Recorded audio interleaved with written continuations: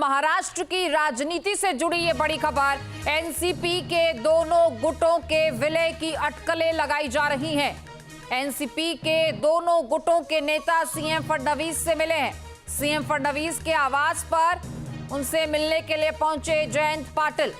NCP शरद गुट के senior नेता हैं जयंत पाटिल। सीएम के साथ हुई इस मीटिंग में प्रफुल्ल पटेल और जयंत पाटिल मौजूद थे। तो एनसीपी के दो गुट, शरद गुट और अजीत पवार का गुट, क्या दोनों गुट एक हो सकते हैं? दोनों गुटों की विलय की अटकलें लगाई जा रही हैं। सीएम के साथ इस मुलाकात के क्या मायने निकाले जाएं? क्या रणनीति तैयार की जा रही है? फिलहाल अटकलें जरूर लगाई जा रही हैं। सवाल तो यह भी है कि क्या एनसीपी शरद गुट एनडीए को अपना समर्थन दे सकता है? क्या एनडीए के साथ आगे की राजनीतिक पारी खेली जाएगी?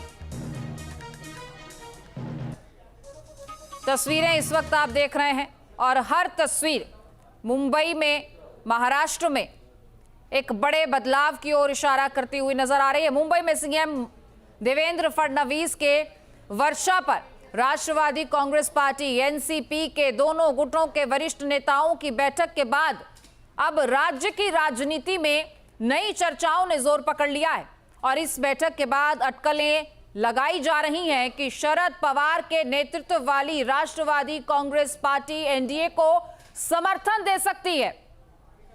साथ ही एनसीपी के दोनों गुटों के संभावित विलय की प्रक्रिया भी शुरू होने की चर्चा है। ऐसे में एनसीपी अजीत गुट पहले से ही फडणवीस सरकार का हिस्सा है। सुनेत्रा पवार डिप्टी सीएम है।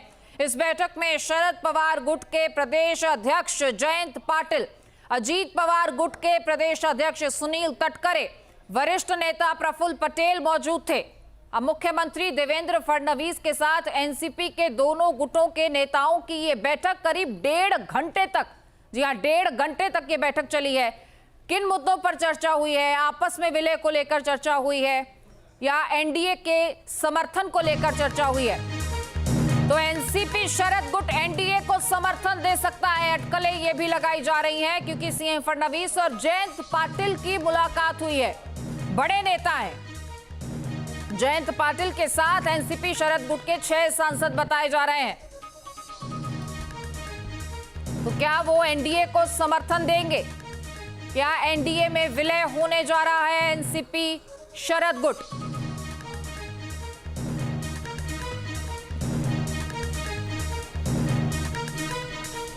और हमारे वरिष्ठ सहयोगी विकास चंद्रा जी हमारे साथ लाइव जुड़ चुके हैं।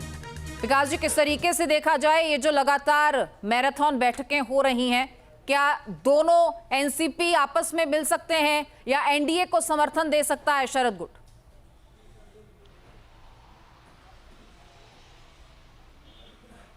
देखिए, राजनीति में कभी कोई चीज असंभव नहीं होता है और नामुमकिन नहीं होता है। क्या कभी किसी ने कल्पना की थी कि टीएमसी के लोग, जिससे बीजेपी का 36 का आंकड़ा है, जो नेता वहां सांसद थे, विधायक थे, जब टीएमसी की सरकार बंगाल में थी और बीजेपी के कार्यकर्ता मारे जा रहे थे और बीजेपी आग उगल रही थी, आज वो लोग एनडीए में हैं। तो राजनीति में कभी भी कुछ हो सकता है, कोई भी अपना पलड़ा बदल सकता है। और जो कुछ भी अब दिल्ली से लेकर के मुंबई तक या फिर चेन्नई तक दिखाई दे रहा है, उसके पीछे एक ही मकसद मुझे समझ में आ रहा है, वो है मानसून सत्र। क्योंकि मानसून सत्र में सरकार को संविधान संशोधन विधेयक लेकर आना है। पिछली बार वो गिर गया था, जिसमें से आप देखें महिला आरक्षण का मामला है, साथ ही परिसीमन का मामला है, एक देश एक चुनाव का मामला है। तो इन 3 बिलों को सरकार ने अपनी प्रतिष्ठा का सवाल बना लिया और उसके पहले नंबर गेम शुरू हो गया है। यानी पिछली बार नंबर नहीं होने से ये गिर गए थे। तो इस बार सरकार और बीजेपी इस तैयारी में दिख रही है कि इस बार सदन के अंदर इतना नंबर जुटा लो कि जब ये बिल आए तो पास हो सके। उसके लिए ऑपरेशन लोटस चला। आप देखें कि उद्धव ठाकरे गुट के सांसद टूट करके जाकर के एकनाथ शिंदे के साथ विलय कर गए, टीएमसी टूट गई। अब वो देखने को मिल रहा है कि आरजेडी में भी ये फूट दिखाई देने लगा है। आरजेडी से भी खबरें आने लगी हैं। उत्तर प्रदेश में समाजवादी पार्टी से खबरें आने लगी हैं। कल मुंबई में बैठक देवेंद्र फडणवीस कर रहे हैं, जो बीजेपी के कई चाणक्यों में गिने जाते हैं। तो दिल्ली में एकनाथ शिंदे अमित शाह के घर पहुंच गए। 1 घंटे 10 मिनट तक अपने सांसदों के साथ वो बैठक करते रहे। उधर एनसीपी गुट जो अलग अलग 2 गुटों में है, या तो आपस में मर्ज करके वो एनडीए को सपोर्ट कर देंगे। तो ये राजनीति चल रही है। और 4 में से 3 आरजेडी के सांसदों के बारे में कही जा रही है कि वो भागने को तैयार हैं। सपा के 2/3 सांसद भागने को तैयार है। कई सारी बातें खबरें आ रही हैं।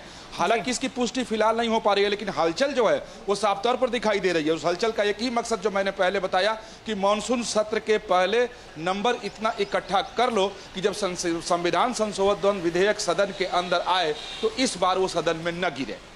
बिल्कुल विकास जी, मैं आपके पास लौट रही हूं क्योंकि लगातार इस पूरे मामले से जुड़ी तमाम बड़ी खबरें आ रही हैं। मैं आपके पास लौटूंगी। बहरहाल केंद्रीय गृह मंत्री अमित शाह से मिले हैं एकनाथ शिंदे और दिल्ली में ये बैठक हुई है। दिल्ली में अमित शाह से एकनाथ शिंदे ने मुलाकात की है। उद्धव गुट के बागी सांसदों के मुद्दे पर यह चर्चा यहां पर की गई है।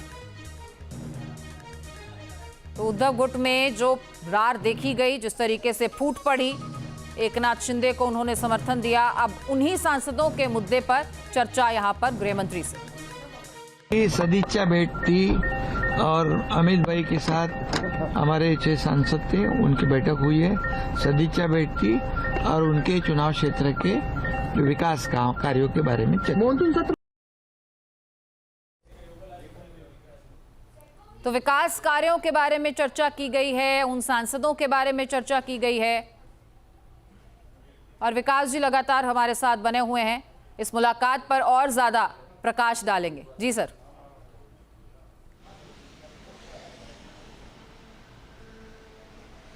देखिए, विकास कार्यों पर चर्चा हुई, बाहर निकलकर तो यही बोलेंगे।